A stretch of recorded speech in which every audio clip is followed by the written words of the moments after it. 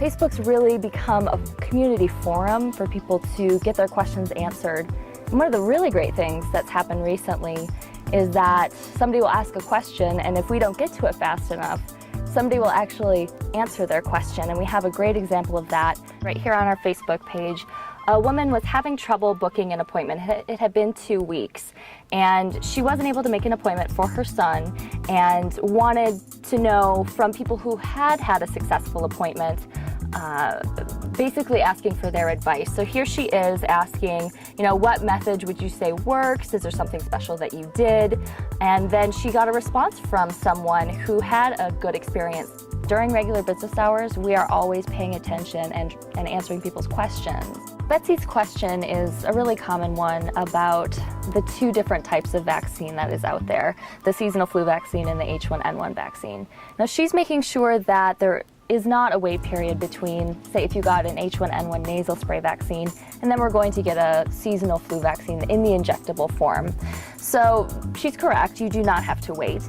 So I put together a quick response that basically just says, Betsy, thank you for clarifying. No wait period is required if one vaccine is in the nasal spray form and the other is injectable. The only required wait time would be if both the seasonal and H1N1 vaccines were administered in the nasal spray form.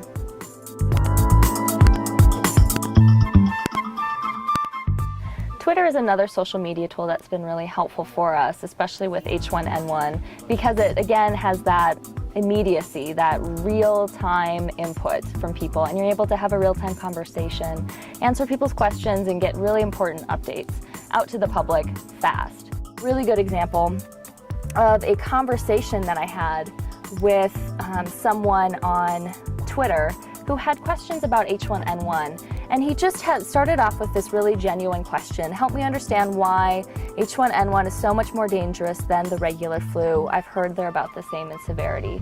And you know what, that's true. And that's a great question. To a long conversation with him, explaining that severity is not that big of a concern. The real concern is that it's novel, so a lot of people could be sick at the same time. And it is bad for certain people, but most won't even need to go to the ER or see their doctor. Twitter's not just great for public information, it's been really helpful for reporters as well, especially on really busy days. Like the first day that we started giving the H1N1 vaccine, a reporter from Fox 13 was already camped outside one of our clinics, our city clinic, and we were really trying to get the media to go to our South Main clinic, which just had a better flow, and we were able to offer better interviews for them there. And so I noticed when I came in early around like 7 a.m. that this reporter, Kirk Youngke, had tweeted that he was standing outside one of our clinics. And so I just sent a quick message, hey Kirk, which clinic are you planning on? City, South Main. He let me know that he was outside of the city clinic and wanted to know if we had an interview available. And this quick message that said, after your live shot, can you head over to South Main Clinic, and gave him the address. And I got a message from him not very long after that said, no problem, we'll see you there. And that didn't take any effort really at all. It was so minimal. He showed up and was able to get what he needed and was really pleased with it.